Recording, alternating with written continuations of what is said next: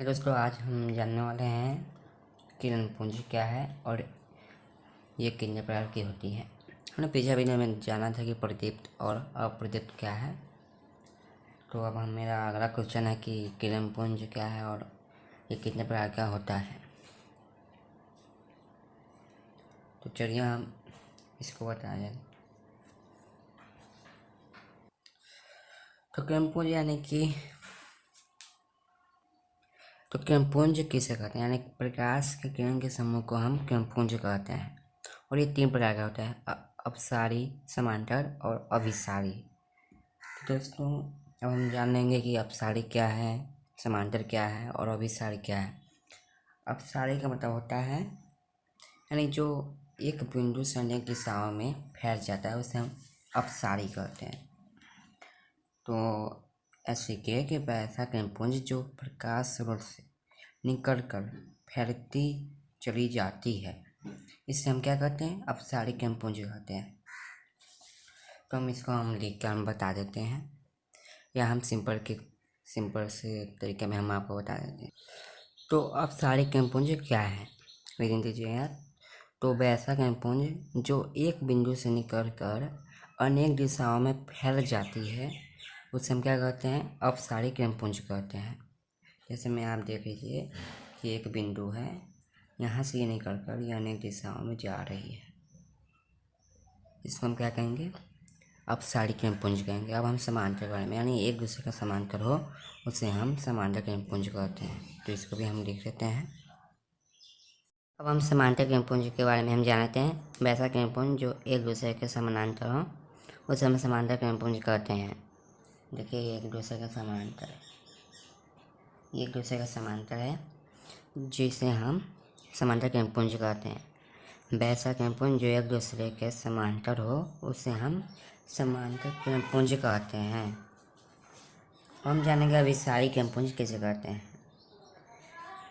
मतलब कि यानी एक किरण एक बिंदु पर आकर मिलाती, जैसे कि एक किरण हो जो एक बिंदु पर आकर मिलती हो उसे हम क्या कहेंगे, अभिसारी कहेंगे। तो चलिए हम उसको भी हम लिख लेते हैं। तो अभिसारी किरणपुंज वैसा किरणपुंज जिसमें प्रकाश की किरणें एक बिंदु पर आकर मिलती है उसे हम अभिसारी किरणपुंज कहते हैं। जैसे ये प्रकाश की किरण है, यहाँ से आ रही है और यहाँ पे मिल रही है, और ये भी यहाँ से आ रही है, यहाँ पे मिल रही है, और ये भी आ रही है इधर से और यहाँ पे मिल रही है एक बिंदु पर। यानी वैसा किरणपुंज जिसमें प्रकाश की किरणें एक बिंदु पर आकर मिलती है उसे हम अभिसारी किरणपुंज कहते हैं। अब हम अगला क्वेश्चन है, तो हम 2-4 नोट भी लिखवाना चाहते हैं जो बहुत इम्पोर्टेंट है, तो हम नोट भी अब लिख देते हैं। तो हमारा नोट नंबर 1 है कि अपसारी किरणपुंज में बीच की दूरी बढ़ती है। और नोट नंबर 2 है समांतर किरणपुंज में बीच की दूरी समान होती है। और नोट नंबर 3 है कि अभिसारी किरणपुंज में बीच की दूरी घटती है। तो दोस्तों ये बहुत इम्पोर्टेंट है और इसको आप याद रख लीजिएगा। तो चलिए हम अगले क्वेश्चन को पढ़ते हैं। तो हमारा अगला क्वेश्चन है कि पारदर्शी क्या है और अपारदर्शी क्या है। तो पारदर्शी का मतलब होता है जो जिनमें से प्रकाश की किरण आर पार हो जाए उसे हम क्या कहेंगे, पारदर्शी। यानी जैसे कि कांच हो गया, पानी हो गया, हवा हो गया, जिससे हमारा प्रकाश की किरण आर पार हो जाए उसे हम पारदर्शी कहते हैं। और जैसे आर पार ना हो उसे हम अपारदर्शी कहते हैं। और परभासी भी होता है, जिससे मतलब कि जिस भाग को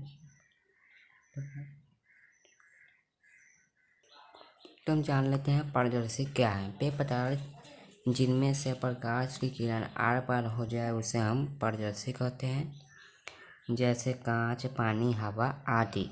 और अपारदर्शी यानी वे पदार्थ जिनमें से प्रकाश की किरण आर पार ना हो उसे अपारदर्शी कहते हैं, जैसे लकड़ी, लोहा, पत्थर, अलकतरा आदि। एक बार और सुन लीजिए, पारदर्शी वे पदार्थ जिनमें से प्रकाश की किरण आर पार हो जाए उसे पारदर्शी कहते हैं, जैसे कांच, पानी, हवा आदि। और अपारदर्शी यानी बेपराग जिनमें से प्रकाश की किरण आर पार न हो उसे अपारदर्शी कहते हैं, जैसे लकड़ी, लोहा, पत्थर और कतरा आदि।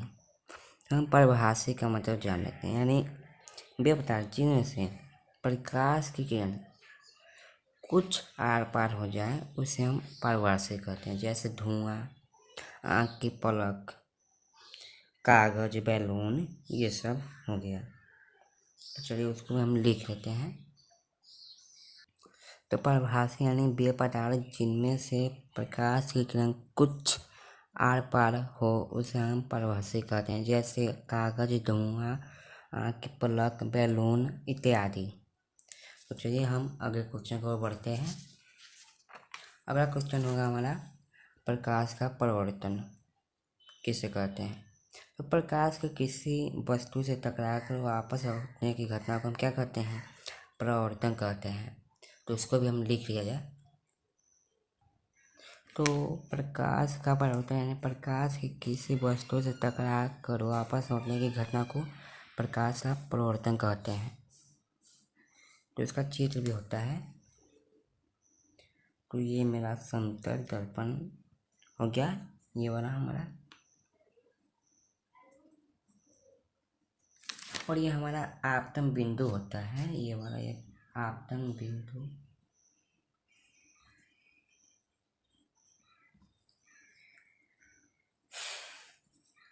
यहाँ से ये आपतित किरण आ रही है,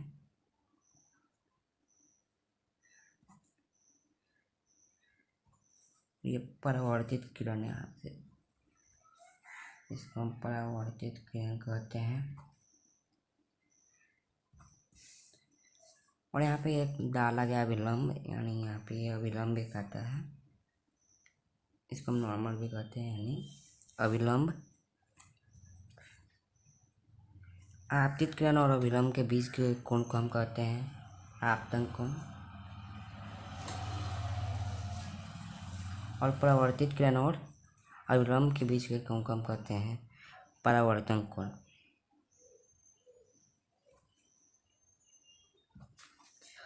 और ये प्रकाश के परावर्तन का नियम भी है, तो हम कल बताएंगे, यानी अगले वीडियो में हम बताने वाले हैं।